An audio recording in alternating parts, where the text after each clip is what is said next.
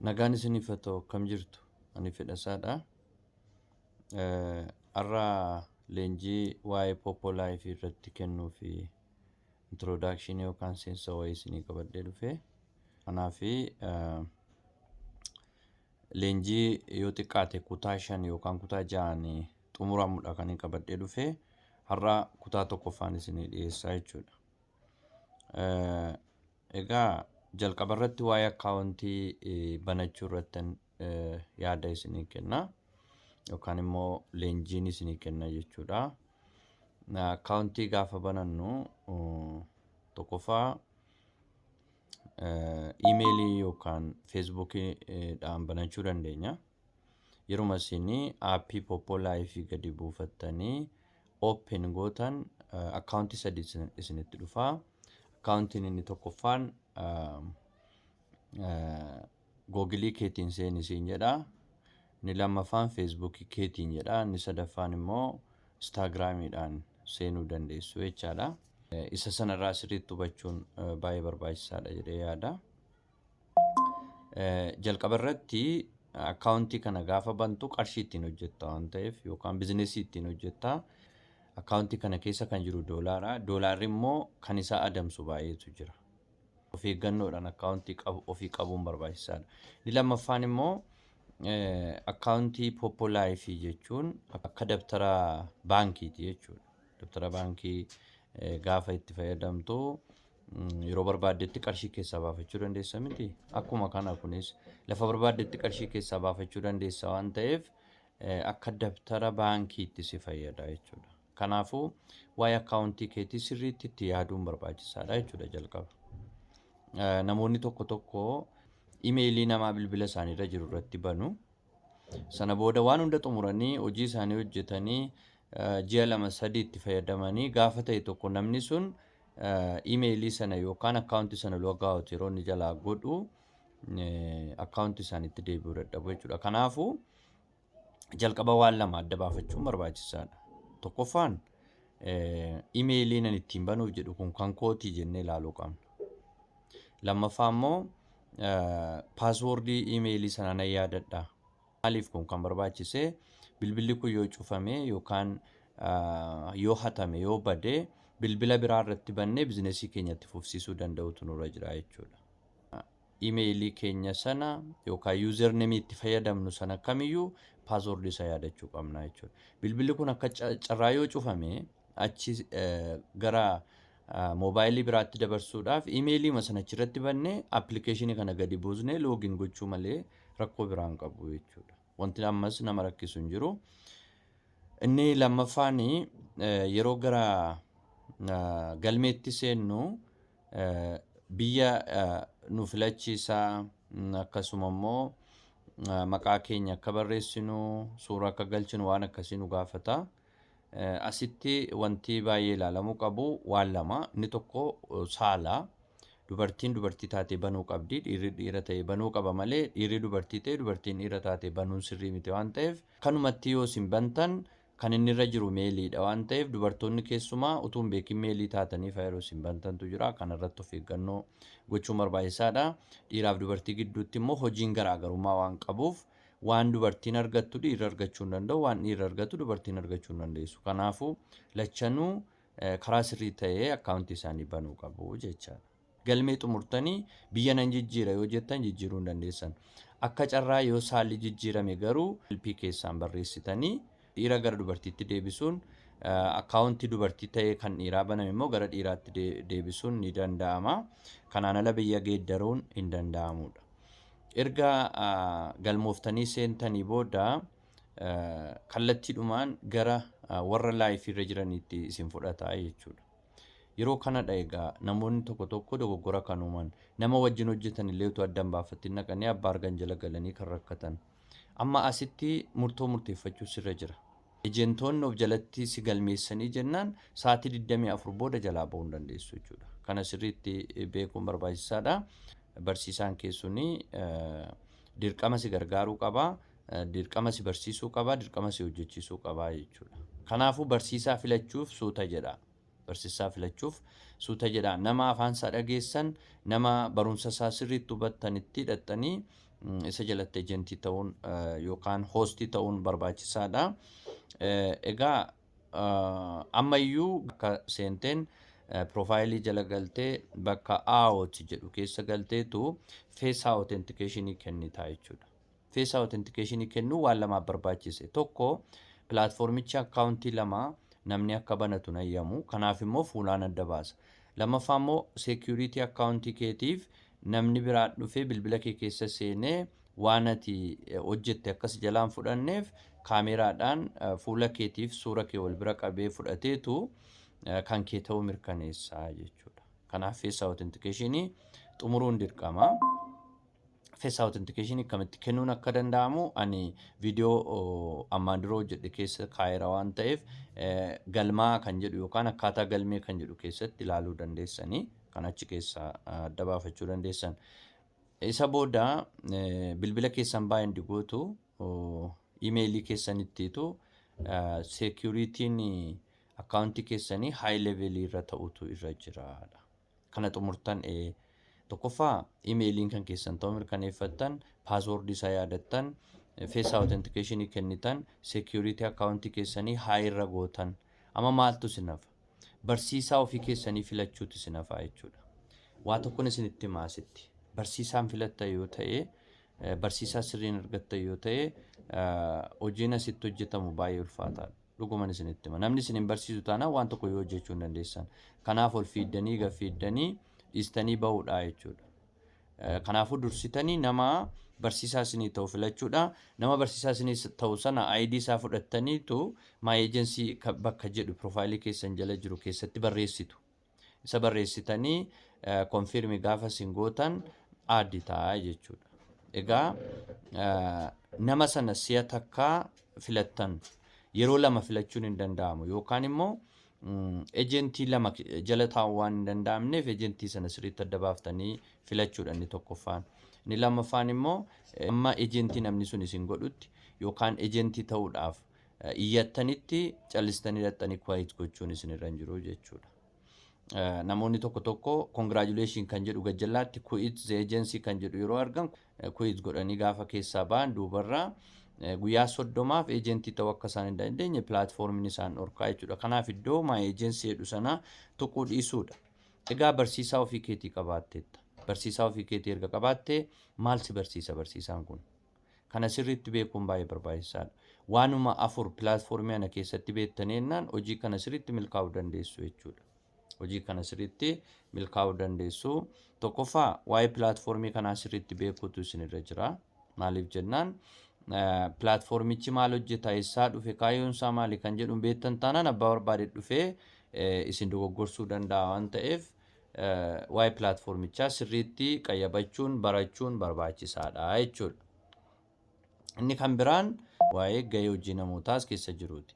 Pilaatfoormii keessatti namoonni gahee hojii adda addaa qabu jechuudha. Kana sirriitti beekuun barbaachisaadha. Inni sadaffaan akkaataa itti nama afeeran beekuun barbaachisaadha.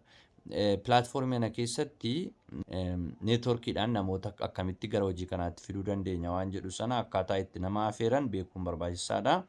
Inni arfaffaan siistemii diriirsuudha. Akkamiin siistema diriirsuu dandeenya as keessatti? Galiin nuyi argannu argamuu keenyaan ala akka nu dhufuuf namni tokko ejentii ta'e siistema hojjechuu qaba. Akka jechuun tiim biildingii kan jennu yookaan garee ijaaruutu barbaachisaa jechuudha as keessatti. Gareen sun akkamitti ijaarama? Kunillee ni barsiifama. Barnootaan ammaan booda kennu kutaa 5 hafe keessatti dhimma kana sirriitti adda baasee waan inni barsiisuuf kutaa 1ffaa, kutaa 2ffaa, kutaa 3ffaa jettanii dhaggeeffachuun barbaachisaadha jedhee yaada. Kana keessaa har'a mata duree tokkoon isinii kaasa. Mata dureen sun waa'ee pilaatfoormichaati. Pilaatfoormiin kun eessaa dhufee maal hojjeta, maali kaayyoonsaa, namoonni as keessatti hojjetanii akkamitti milkaa'uu danda'u waan jedhu irratti mata duree tokko sirriitti barattu jechaadha. Pilaatfoormiin kun maqaan isaa Poppo Live jedhama. Live stream jechuun tamsaasa kallattiidha. Tamsaasa kallattii kan taasisu miidiyaa hawaasaa tokkodha jechuudha kun. Miidiyaalee hawaasaa 140 oltu jira. 140 ol keessaa tokko Poppo Live isa tokkodha jechuudha. Poppo Live waan adda ta'e miti. Akkuma Feesbuukii, akkuma Instaagiraamii, akkuma Teelegiraamii, akkuma Waatsaappii, akkuma X jennu sana, akkuma maal jennu sana, akkuma sana uumamee jechuudha pilaatfoormiin kun. Garuu kaayyoon isaa bizinesii hojjechuudha. Bizinesii hojjechiisa nama. Namni manuma isaa keessa taa'ee akka inni bizinesii hojjetuuf kan kalaqamedha. Itti hundeeffame bara 2022 biyya Siingaappoor keessatti nama maqaan isaa Maayik Veen jedhamuun hundeeffame. Miidiyaa irratti beeksisuu fudhachuudhaan hojii guddaa kan hojjete nama maqaan isaa Maayik Veen jedhamu kana akka ta'e ragaan ni jira jechuudha. Kanaaf hundeessaadha. Har'allee hoogganaa pilaatfoormii kanaati jechuudha. Pilaatfoormii kana keessatti biiroon akka biyyaatti bakki isaan biiroo qaban biyya Siingaappoor keessaa seera Siingaappooriinidha kan isaan ayyamaa hojii kana argatan jechuudha. Hundeeffamni isaa kana fakkaata. Mul'anni isaa uummata addunyaa kanaa gabaa tokko dhaabuudha. Miidiyaa enterteementii hundeesseetu namoonni bashannanaa gammadaa akka isaan bizinesii hojjetan godhee jechuudha. Kaayyoon isaa immoo namni kamiyyuu mana isaa taa'ee bizinesii hojjechuu akka danda'u ismaartifoonii irratti kan hojjetamedha. Keessumaa dubartoonni mana isaanii taa'anii ijoollee isaanii guddisaa akka isaan bizinesii hojjechuu danda'an kan haala mijeesseef namoota hojii hin qabne addunyaa kanarra jiran kan hojiitti galchedha jechuudha. Kanaaf kaayyoon isaa namni kamiyyuu manuma isaa taa'ee bilbila isaatiin hojii bizinesii hojjechuu akka inni danda'u kan haala mijeesse yommuu ta'u, caasaan hojii isaatii waanuma sadii qindeessee jira jechuudha. Waanuma sadii. Amma bizinesii hojjechuuf maaltu barbaachisa kan jedhutu ilaalame jechuudha jalqaba. Tokkoffaa oomisha qaba. Lammaffaa gabaa oomisha isaa keessatti dhiyeessuu qaba. Keessatti gurguratu qaba. Sadaffaa miidiyaattiin oomisha isaa beeksifatu qaba jechuudha. Kana sadan hundeessuutu barbaachise. Tokkoffaa gabaa hundeessuu, lammaffaa kaareensii yookaan oomisha gabaa sana keessatti dhiyaatu, sadaffaa miidiyaa ittiin beeksifamu jechuudha. Koinii oomisha sana immoo gabaa uumeetu achi keessatti akka gurguramu godhe jechuudha. Egaa koiniin as keessa jiru akkamiin hojiirra oola kan jedhu laalla. Gabaa hundeessee gabaan sun immoo dijitaalidha. Dijitaal maarkeeting yookaan virtual maateeriyaalii qopheesseeti namoonni virtual maateeriyaalii sana bitanii akka isaan wal jijjiiran godhee jechuudha achi keessatti. Kanaafuu karaa coin exchange'dhaan gabaa uumee jechuudha. Fakkeenyaaf dura abbootiin keenya soogidda geessanii buna fudhatu, buna geessanii soogidda fudhatu akkasitti wal jijjiiraa turan. Exchange kan jedhu kun traditional marketing durii keessatti sirriitti beekamaadha jechuudha. Waan ta'e wal jijjiiruun akkuma kana as keessattis exchange waan jedhu kanatu raawwatama jechuudha. Coin exchange. Coinii na jijjiiri namaa yerootti jettu ammam qabdaa jedhee si gaafata. Coinii 10,000 qaba yoo ta'e hayyee anis 10,000 qabaa na jijjiiredhe. Akka kanaan dizaayinileen adda addaa as keessa jiru jechuudha. Isaan immoo virtuaalidha. Fakkeenyaaf manaaf konkolaataa jira yoo ta'e manni onlaayinii irra jiru sun lafa bu'eennaan keessa jiraachuu hin dandeessan. Kanaafuu yeroo isin mana sana bittanii nama sanaaf ergitan, nama isin bittanii ergitaniif sanaaf persentiin 70 pooyintii ta'etu dhaqee pooyint akkaawuntii nama sanaatti galaa jechuudha. Persentii 70.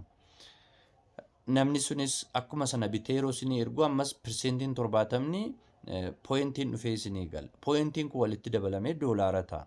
Daldalli sun akkasitti hojjetama jechuudha. Pilaatfoormiin achirraa faayidaa argatu qabaa persentii 10 argata. Waan keessatti bittee waan ati gurgurtu keessa persentii 10 argata. Persentiin 20 hojii geggeessitootaaf kennama. Persentiin 70 kan keeti. Kanaaf ejentii yoo taate hojjette persentii 70 hanga persentii 90 argachuu dandeessa jechuudha. Namni tokko ejentii sadarkaa D irra yoo jiraate persentii 74 argata waanuma hojjeturraa. Achi amma persentii 78, persentii 82, persentii 86, persentii 90 jedhee kenna. Persentii 10 qofatu pilaatfoormiidhaaf kennama jechuudha. Akkasiin gabaan as keessa jiru daldalamaa jechuudha. Egaa sirni daldalaa hojii pilaatfoormii kanaa neetwoorkii maarkeetingidha. Qofaa kee osoo hin taane nama wajjin hojjeta. Hojiin qofaa hojjetamu jira itti deemnee waan ilaallu ta'a. Garuu bu'aa guddaa kanatti argattu neetwoorkii keessatti jechuudha. Kanaaf neetwoorkii uummatanii hojjechuun baay'ee barbaachisaadha. Bu'aan guddaan kan argamu hojii waloo keessatti waan ta'eef. Gosoota hojii gurguddaa 5tu jira pilaatfoormicha keessa. Tokkoffaa irratti hoostii taatee seentaa gosa hojiiti kun. Hoostii yeroo taatu Coinii walitti qabattaa maybe laayifii galtee hojjetta tarii warri dubartootaa laayifii galanii hojjetu sana mata duree itti aanu keessatti bal'inaan ilaalla. Namni hoostii ta'e hojjetu barachuu danda'a keessumaa. Yaada nama qabsiisuu danda'a, nama afeeruu danda'a, garuu garee ijaaruu hin danda'u. Namni hoostii ta'e garee ijaaruu hin danda'u. Tokko kun. Inni lammaffaan ejentii ta'anii hojjechuudha. Kunis gosa hojiiti. Ejentii ta'uu keessa barsiisaa ta'utu jira. Barsiisummaan immoo gosa hojii tokko akka ta'e beektu. Leenjii kenna. Ni leenjifamaa leenjii kenna. Kanaaf gosa hojii tokko jechuudha. Sunillee gosni hojii lammaffaan entertainmentiidha yookaan immoo qophii bashannanaati. Qophii bashannanaa kana artistootatu dhiyeessa. Garuu hojiin isaanii entertain gochuudha yookaan immoo bashannansiisuudha jechuudha. Kan dubartii S-Idol jedhama.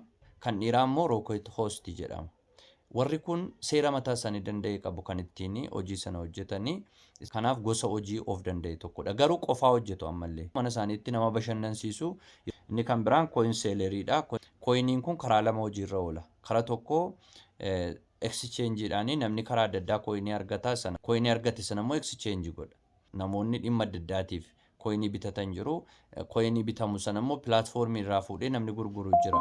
Carraa ayyama coin sellerii argatee namni hojjetu as keessatti akka hojii tokkooti jechuudha. Ammallee qofaa isaati kan inni hojjetu kanallee namaa wajjin miti jechuudha.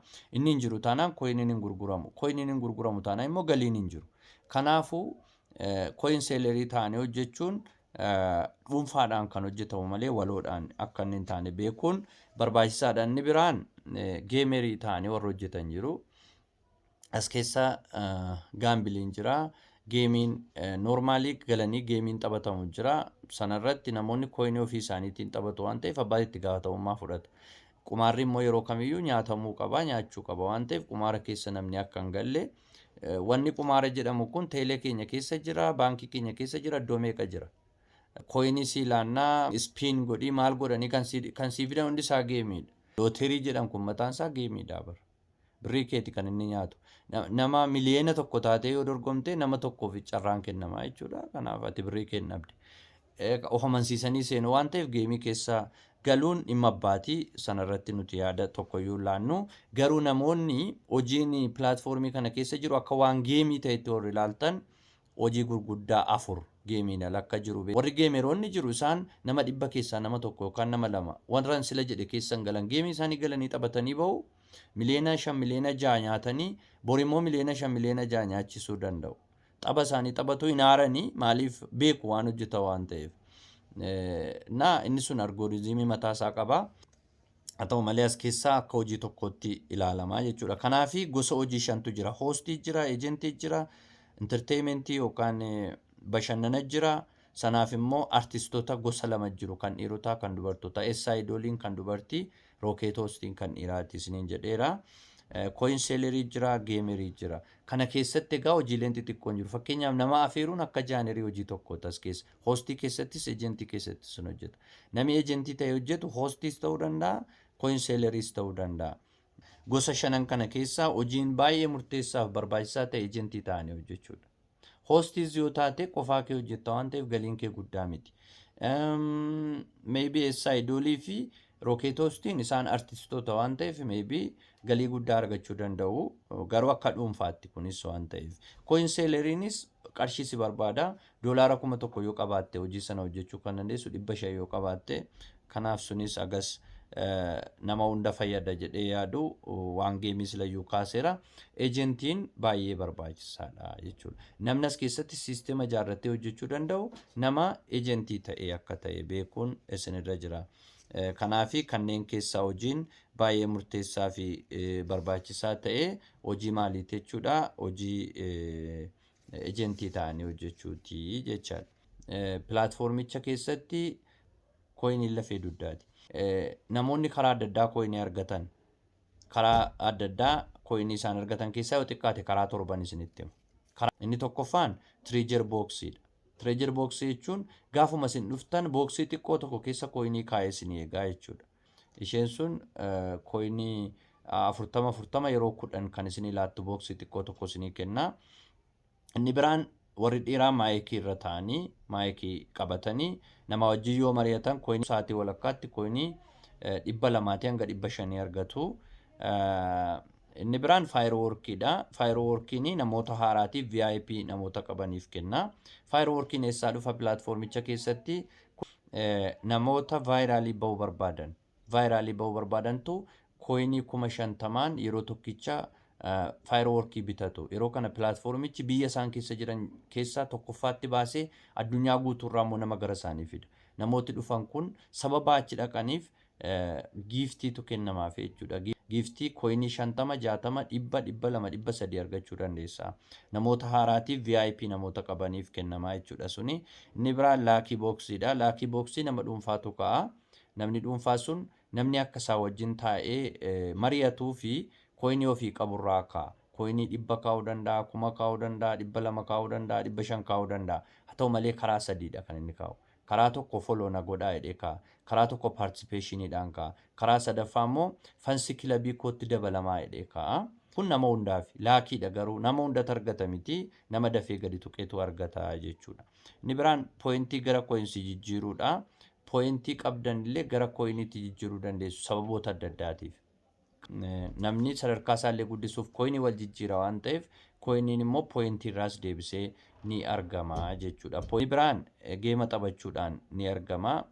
Kun egaa kumaara isiniin jedheera sila kooyinii qabattee seenta. Kooyinii 100 qabattee seente 500 fudhattee bahuu dandeessa. Kooyinii 100 qabattee seente 100 ishee guutummaa dhabuu dandeessa. Kanaaf as keessatti kooyinii ni argamsiisa gaaffii hin qabu. Garuu ammuma kooyinii si argamsiisu immoo si nyaata waan ta'eef of eeggannoo gochuun barbaachisaadha. Egaa kooyinsii wantoota kana gabaa keessaa wantoota dijitaala ta'an sanattiin bittee akka itti gurgurtu si fayyada. Pooyintiin immoo kooyinii ati jijjiirte sanarraa persentii 70 hanga 90 gara kooyins akkaawuntii keetii pooyint akkaawuntii keetii deemu sanadha jechuudha. Kooyinsiin gara pooyintiitti ni jijjiirama. Egaa bal'inaan waa'ee kooyinii fi waa'ee pooyintii kutaa lammaffaa keessatti qabadheen dhufa. Kana fakkaata. Har'a fulbaana 3 2025 namoota hojiin onlaayiniin jiru jedhaniifan ragaa qabadhee dhufe. Kun hojii ani onlaayinii hojjedhu keessaati pooyintii miliyoona 6,305 qaba. Qarshiin kun eessaa dhufe? Pooyintiin kun doolaara 630. Ani eejentiidha. Eejentii keessa galtanii siistima isaa yeroo laaltan manaajii keessa yeroo galtanii baay'ina namoota na waliin jiranii agarsiisa. Warri kun warran kallattiidhaan wajjin hojjedhu namoota 1,160tti siqatanidha jechuudha. Isaan kun hojii isaan hojjetan anis hojjedhu deeggarsa ani godhuuf guyyaa 30 keessatti doolaara 536 hojjechuu danda'eera. Guyyaa 30 fakkeenyaaf guyyaa kaleessaa meeqan hojjedhe doolaara 13 fi saantima 48 hojjedhe. Guyyaa dheengaddaa meeqan hojjedhe doolaara 16 hojjedhe.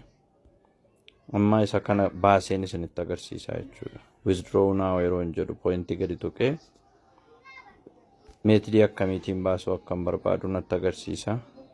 Meetidii isin ittiin baafachuu dandeessan hedduu jira. Ilaaluu dandeessu. Ani garuu Binance irrattiin doolaara baafadha jechuudha.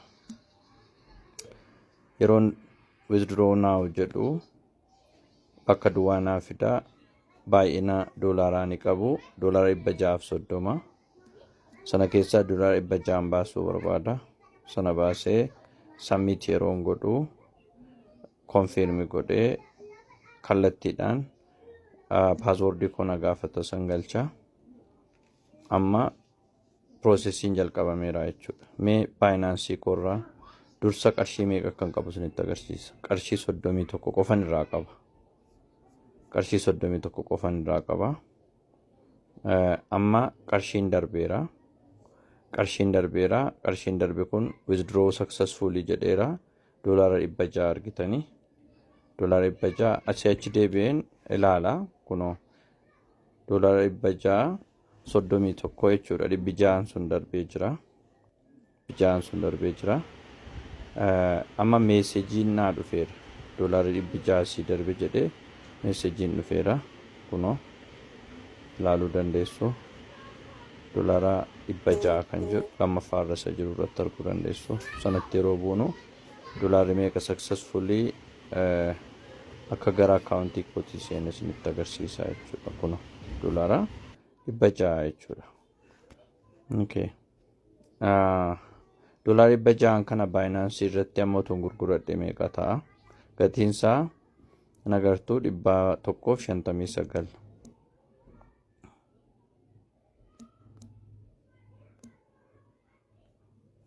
159 naan hojjedha. 159 yeroon hojjedhu qarshii 95,000 ol ta'e jechuudha. Argitaniittu hojii kana hojjechuu barbaaddu amma hojii onlaayiniin hojjechaa jiru akkamitti akka seentan isinitti agarsiisa. Jalqaba liinkiitti isin ergama. Liinkii sana gadi tuttanii buufattu. Yeroo isin liinkii gadi tuttanii buufattan suura kooti isinii dhufa. Suura koo jala download immediately kan jedhu jira.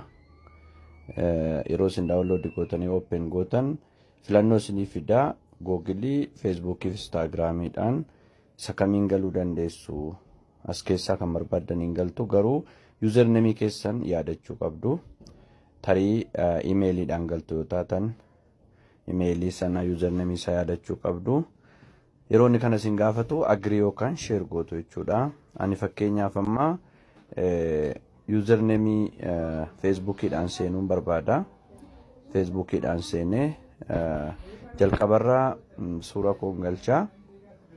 Suuraan galchaa. Bakki itti suura galchan bakkan irraa dibee kana achi immoo maqaan itti barreeffamee jira achumarraa fudhatamee kana booda immoo bara dhaloota koon sirreessee barreessa jechuudha. 1988 akka lakkaa'umsa warra alaa kanattidha.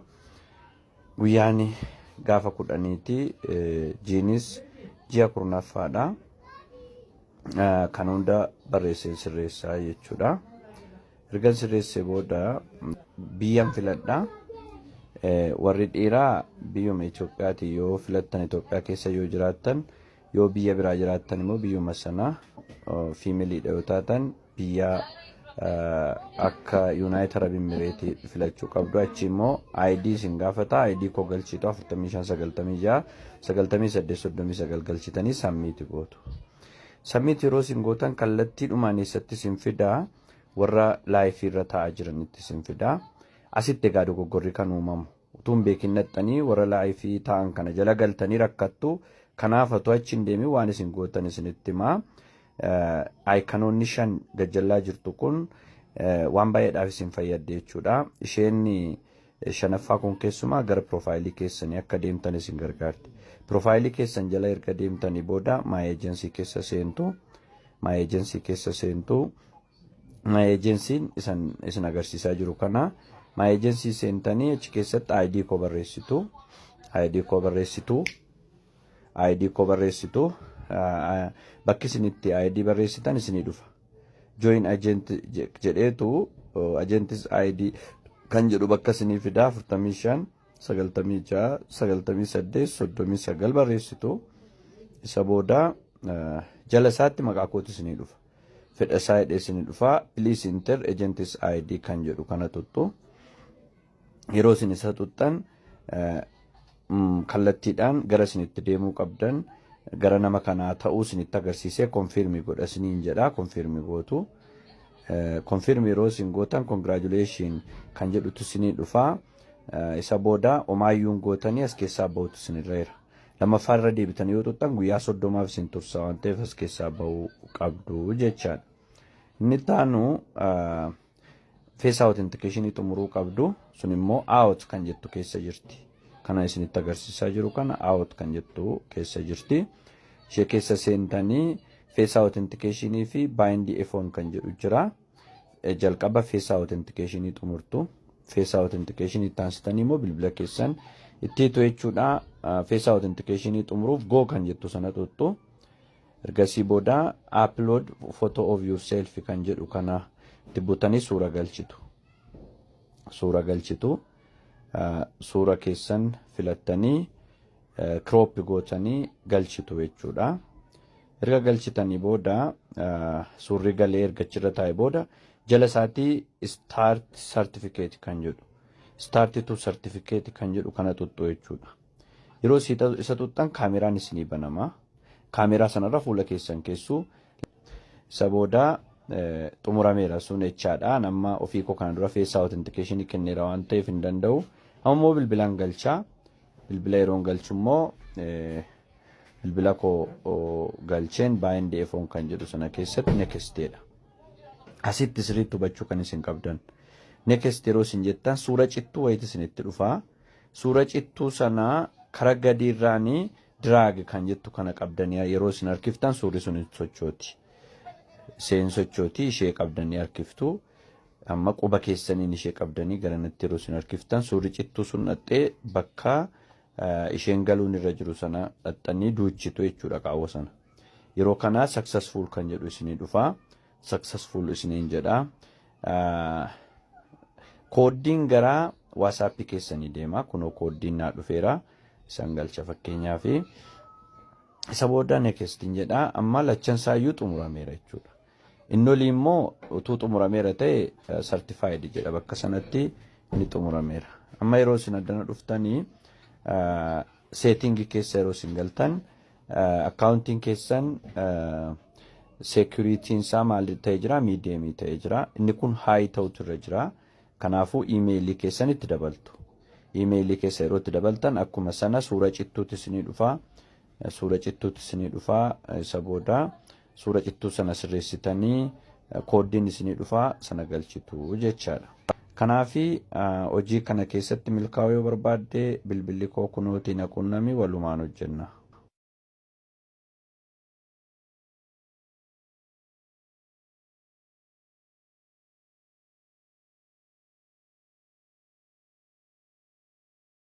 Kanaafi hojii kana keessatti milkaa'uu yoo barbaadde bilbilli koo kunooti na qunnami walumaan hojjenna.